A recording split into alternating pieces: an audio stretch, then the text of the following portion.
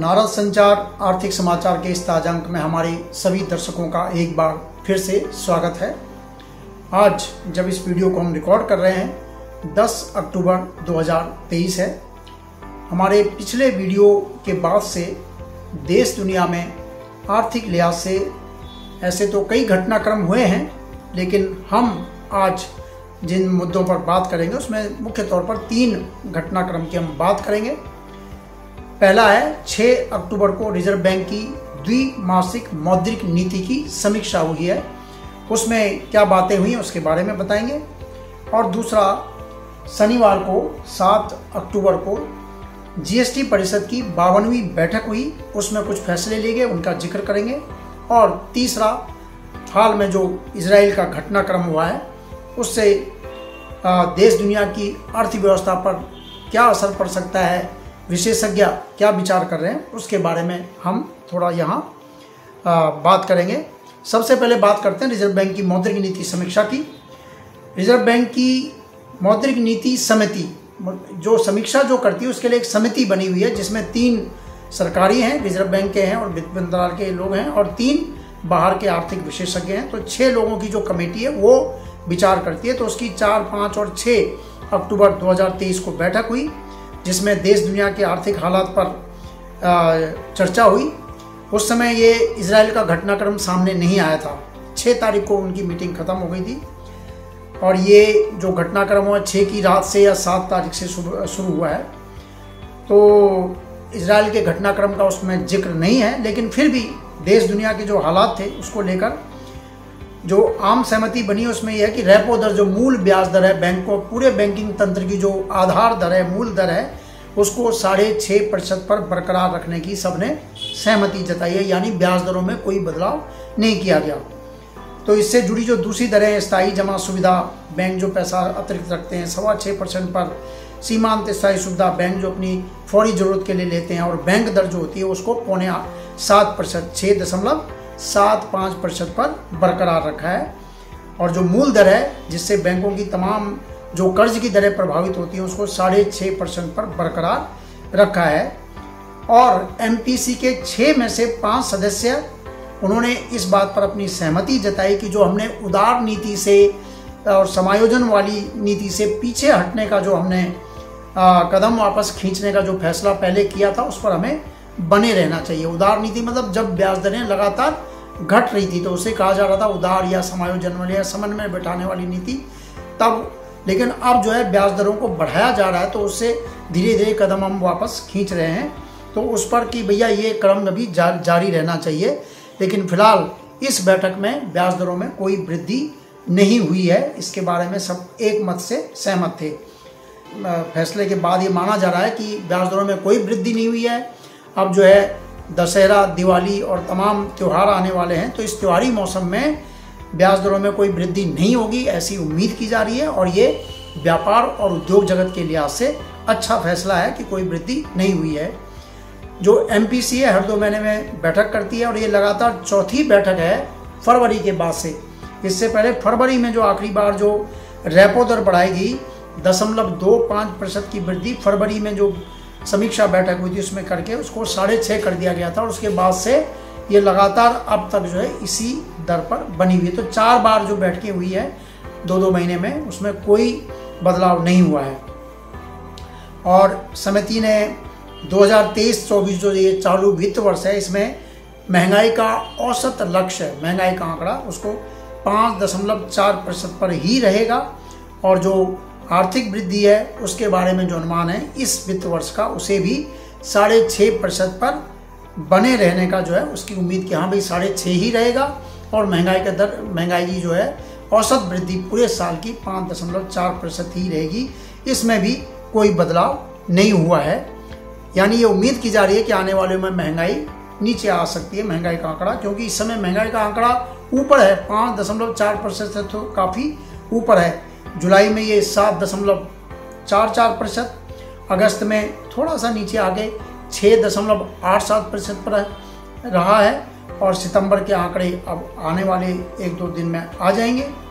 तो ये माना जा रहा है कि महंगाई अब थोड़ा आंकड़ा बढ़ने की जो रफ्तार है वो थोड़ी कम होगी। रिजर्व बैंक के गवर्नर शक्तिकांत दास ने कहा कि टमाटर और दूसरी सब्जियों के दाम बढ़ने से जुलाई में जो खुदरा मुद्रास्फीति वो बढ़ गई थी, अगस्त में इसमें कुछ कमी आई और अब सितंबर में दाम घटने से मुद्रास्फीति और नीचे आने की उम्मीद की जा रही है। सबसे अच्छी बात यह है कि खाद्य और ईंधन को छोड़कर, खाद्यान्न और ईंधन जिनमें थोड़ा ज़्यादा फ्लक्चुएशन रहती है, इनको छोड़कर बाकी जो दूसरी चीज़ें हैं, कोर इन्फ्लेशन जिसको कहते हैं, जो शेष जो खुदरा मूल्य सूचकांक पर आधारित मुद्रास्फीति है उसमें गिरावट का रुख देखा जा रहा है। लेकिन जो दलहन तिलहन जैसी महत्वपूर्ण खरीफ फसलों की बुआई में जो कमी आई है उससे कहीं ना कहीं अनिश्चितता के बादल महंगाई को लेकर जो है कहीं मंडरा रहे हैं। सब्जी और टमाटर के दाम तो नीचे आ गए हैं, लेकिन दाल और मसाले की खुदरा कीमतें बढ़ती जा रही हैं और ये जो है ये थोड़ा समझने की बात है, सोचने की बात है। इसके अलावा जो देश के जलाशय हैं, जल भंडार, हालांकि इस बार बड़े पैमाने पर बाढ़, तूफान और बादल फटने से कई नुकसान हुए हैं। बहुत ज़्यादा ऐसा लगा कि बारिश बहुत हो रही है, लेकिन जो कुल मिलाकर 4 महीने का पीरियड है, जून, जुलाई, अगस्त, सितंबर, इन 4 महीनों में कुल मिलाकर वर्षा जो रही है वो कम रही है। औसत जो पिछले 10 साल के औसत के हिसाब से नापा जाता है उसके हिसाब से कम रही है। तो हमारे जलाशय में जो भंडार हैं वो भी थोड़े कम हैं और अंतर्राष्ट्रीय बाजारों में खाद्यान्न और जो पेट्रोल, डीजल, गैस उसके दाम है उसमें भी फ्लक्चुएशन बना हुआ है। पहले यूक्रेन और रूस की लड़ाई से इसमें उतार चढ़ाव आया था।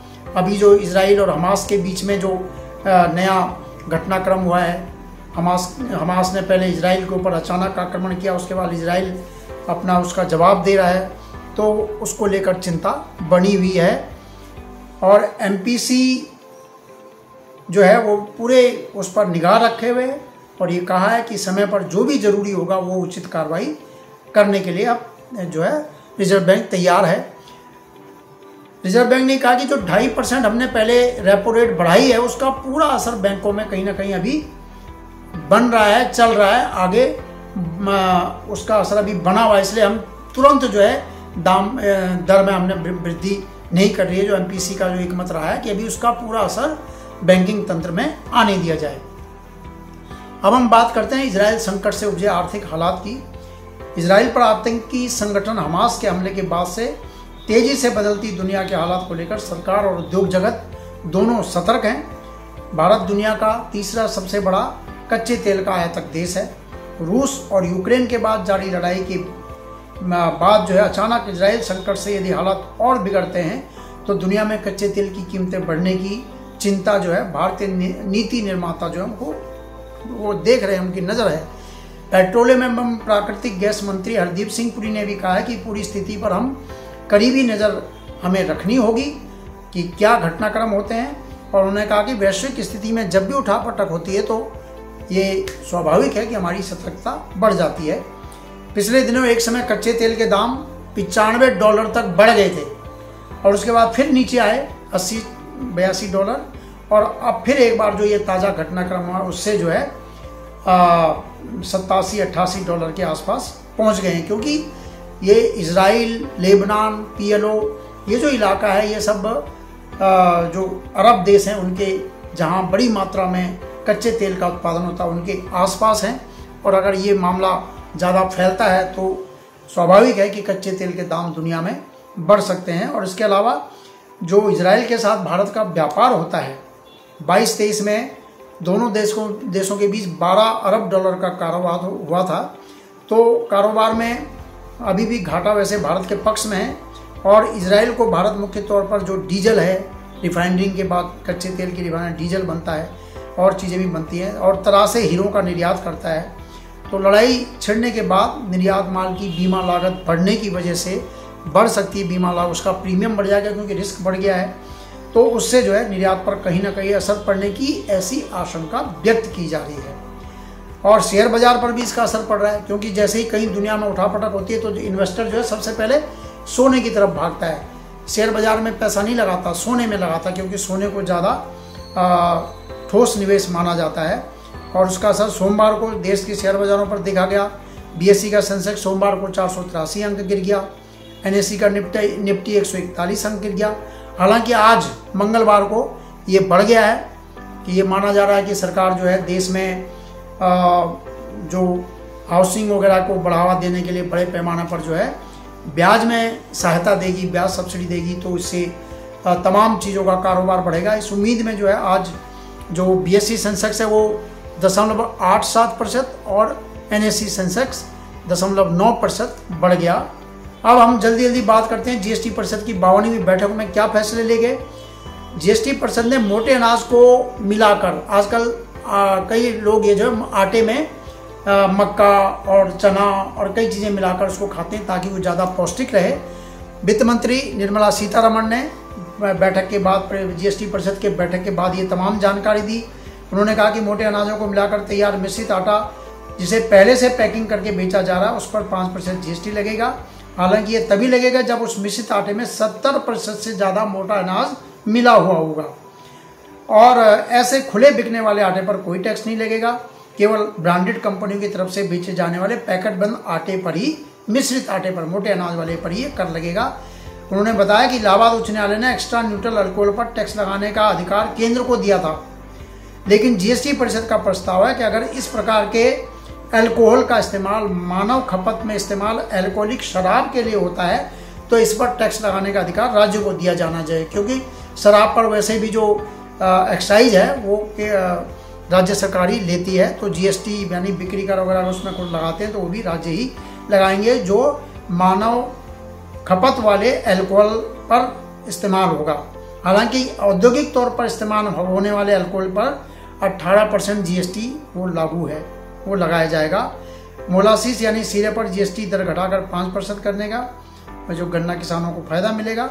और इसके अलावा सेवाओं के मामले में भी कुछ बदलाव किए गए हैं, कई फैसले उन्होंने लिए हैं। सेवाओं के मामले में GST दरों में बदलाव के बारे में जो स्पष्ट किया गया है कि पंचायत नगर निगम के लिए, उनसे जुड़े कार्यों के लिए केंद्र, राज्य और UT को जो सेवाएं दी जाती है उनके मामले में जो सर्विस टैक्स का है उसमें कोई बदलाव नहीं है। सरकारी अभिकरणों को, जलापूर्ति और तमाम जो जन सेवाएं उनके लिए जो चीज़ें दी जाती है उसमें भी कोई GST सेवा सर्विस टैक्स जो है इस तरह का जो नियम है उसमें कोई बदलाव नहीं किया गया है। और एक जो बदलाव है कि जो GST अपीलीय न्यायाधिकरण जो बनाया जा रहा है उसमें अध्यक्ष की अधिकतम आयु को 67 से बढ़ाकर 70 वर्ष कर दिया गया और सदस्यों के मामले में 65 से बढ़ाकर 67 वर्ष करने का फैसला भी किया गया है। और GST कानून में बदलाव करना पड़ेगा इसको, प्रावधान को अमली जामा पहनाने के लिए। अब चलते बात कर लें 2000 रुपये के नोट की। रिजर्व बैंक ने 30 सितंबर तक कहा था कि मई में बोला था कि 2000 रुपये के जो नोट जिनके पास भी हो सब बैंकों को लौटा दें। 30 सितंबर तक समय दिया था। 30 सितंबर को इसे बढ़ा के 7 अक्टूबर कर दिया गया था और अब 7 अक्टूबर भी निकल चुका है। तो अब 7 अक्टूबर के बाद भी अगर 2000 रुपये के नोट किसी के पास हैं तो उन्हें बदला जा सकता है, लेकिन कहाँ पे?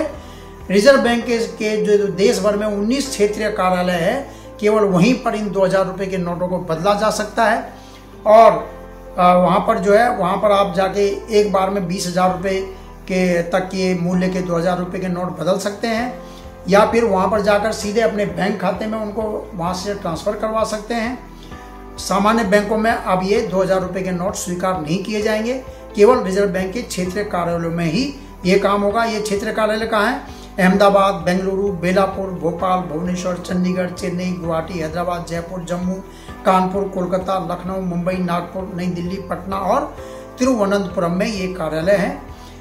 और 2000 रुपये के नोट बदलने, कब तक इनमें बदले जा सके उसके कोई समय सीमा तय नहीं हुई है। आप फिलहाल जाइए, बाद में रिजर्व बैंक फैसला करेगा। डाक के जरिए भी आप, कोई दूर दराज रहता है तो डाक के जरिए भी भेज सकते हो। उसमें अपने खाते की जानकारी दे दो कि जी हमने पैसे भेजे, इनको हमारे खाते में भेज दो, खाते की जानकारी दे दो और अपना पहचान पत्र साथ में दो। और 2000 रुपये के नोट अभी भी जो है वैध करेंसी बने रहेंगे, ये रिजर्व बैंक ने कहा है। और कुल मिलाकर 3.56 लाख करोड़ के 2000 रुपये के नोट चलन में थे, जिसमें से 3.43 लाख करोड़ के वापस आ चुके हैं। 12,000 करोड़ के रह गए हैं। उनके लिए ये व्यवस्था है कि आप रिजर्व बैंक के क्षेत्रीय कार्यालय में जाकर इनको बदलवा सकते हैं। तो फिलहाल इस अंक में इतना ही। अगले अंक में फिर आपसे मुलाकात होगी। हमारे इस वीडियो को शेयर कीजिए, लाइक कीजिए और कोई आपका कमेंट है तो उसका भी स्वागत है। नमस्कार।